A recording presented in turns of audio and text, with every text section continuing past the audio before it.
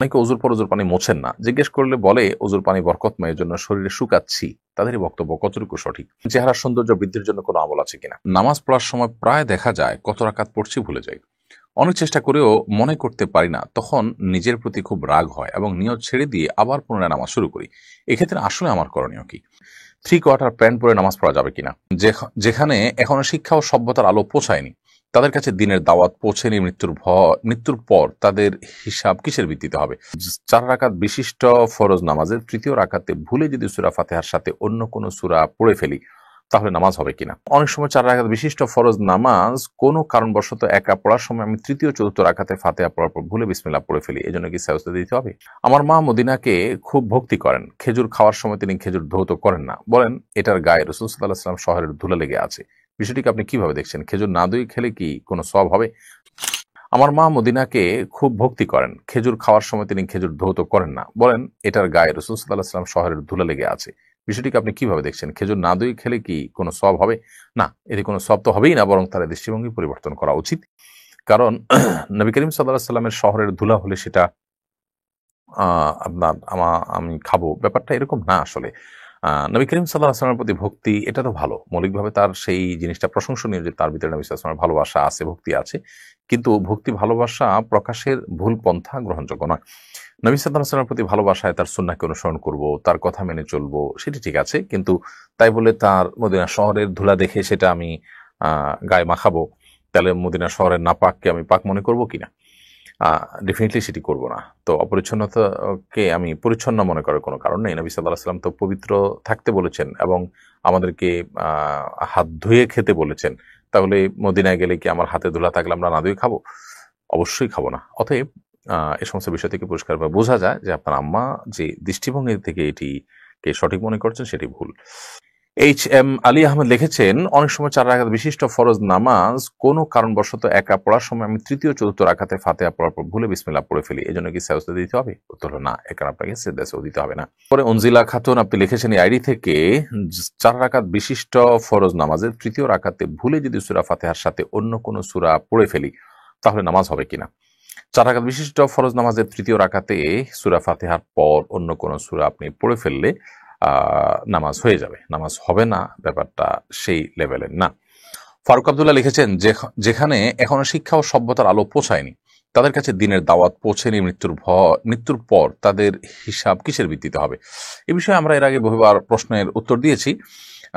এরকম কোনো জায়গা যদি থাকে যেখানে দিনের কোনো দাওয়াত পৌঁছেনি, কোনো মানে আল্লাহর দিন, কোরআন হাদিস, নবী রাসূলদের দাওয়াত কিছুই পৌঁছায়নি, কোনো জঙ্গলে কোনো এরকম কোনো মানুষ যদি থাকেন পৃথিবীতে, তাহলে সেক্ষেত্রে তাদের কিয়ামতের ময়দানে জিজ্ঞাসা হবে শুধুমাত্র আল্লাহর অস্তিত্ব নিয়ে, যে তারা সৃষ্টি দেখে এর কোনো স্রষ্টা আছেন এতটুকু তারা বিশ্বাস করেছে কিনা বা জেনেছে কিনা, জাস্ট এটুকু। এর বাইরে কোনো ইবাদত বন্দেগী, শরীয়ত, হালাল হারাম কোনো বিষয় তার জিজ্ঞাসাবাদ হবে না, যেহেতু সেগুলো দাওয়াত তাদের কাছে পৌঁছায়নি। আল্লাহ তাআলা যেহেতু তাদেরকে বিবেক দিয়েছেন, বুদ্ধি দিয়েছেন, সুস্থ বিবেক বুদ্ধি, এটা দিয়ে আল্লাহ সৃষ্টি জগৎ দেখে এর যে একজন স্রষ্টা আছেন, মহান স্রষ্টা, শুধুমাত্র এইটুকু তাদের উপলব্ধিতে থাকা, তাদের বিশ্বাসে থাকা, এটা অপরিহার্য। সে বিষয়ে তাদের জিজ্ঞাসাবাদ করা হবে।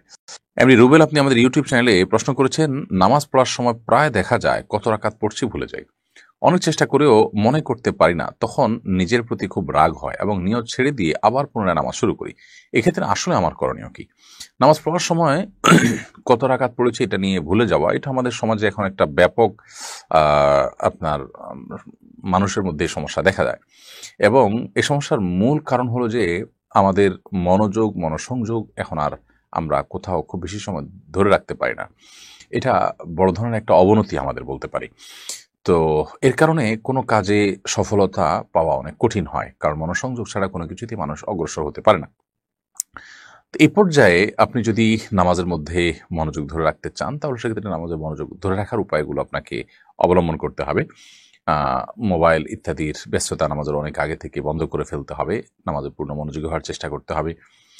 প্রতিটা রুকুন খুব দীর্ঘ সময় নিয়ে করার চেষ্টা করতে হবে। কি পড়ছি, কি বলছি নামাজে, সেগুলো বুঝে পড়ার চেষ্টা করতে হবে।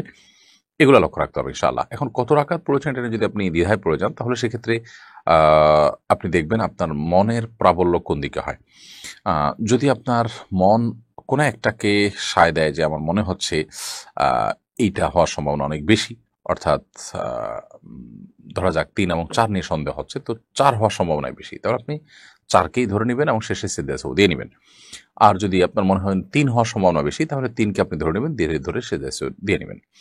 আর যদি 3 এবং 4 নিয়ে সন্দেহ হয় এবং আপনি ঠিক মাঝামাঝি পর্যায়ে দাঁড়িয়ে থাকেন, 3 বা 4 কোনো দিকে আপনার মনের ঝোঁক বেশি না হয়, আপনি একেবারে ঠিক মাঝখানে দাঁড়িয়ে থাকেন, কোনো দিকেই মন ঝুঁকছে না, তাহলে সেক্ষেত্রে আপনি কমটা ধরে নেবেন, ধরে 3 ধরে নিয়ে আপনি নামাজ শেষ করে শেষে সিজদা সাহু দিয়ে নেবেন। তাসনিমা আক্তার লিখেছেন, চেহারার সৌন্দর্য বৃদ্ধির জন্য কোনো আমল আছে কিনা?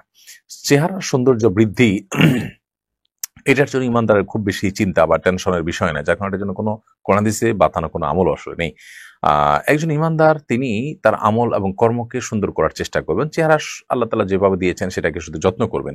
এটাকে আরো সৌন্দর্য বৃদ্ধি করা ইসলামে নাজায়েজ নয়, কিন্তু এটা ইমানদারের কাছে কোনো গুরুত্বপূর্ণ আইটেমই না যে এটার জন্য কোরআন হাদিসে আলাদা করে কোনো দোয়া শিখাবে। যাদের কাছে এই পার্থিব এই বিষয়গুলো, তুচ্ছ বিষয়গুলো অনেক বড়, যারা আখিরাতে বিশ্বাসী নয়, সেই মানুষগুলো সাধারণত এগুলো নিয়ে অনেক বেশি অরিড থাকে, অনেক বেশি তারা এগুলো নিয়ে পেরেশান থাকে। তো চেহারা সৌন্দর্য বৃদ্ধির জন্য কোনো উপায় অবলম্বন করলে সেটাকে আমি হারাম বলছি না, কিন্তু এইটাকে ইসলাম এত বড় করে দেখে না যে এটার জন্য আলাদা কোনো আমল দিবে। আমল দিবে তো তখন যখন জিনিসটা খুব গুরুত্বপূর্ণ হবে।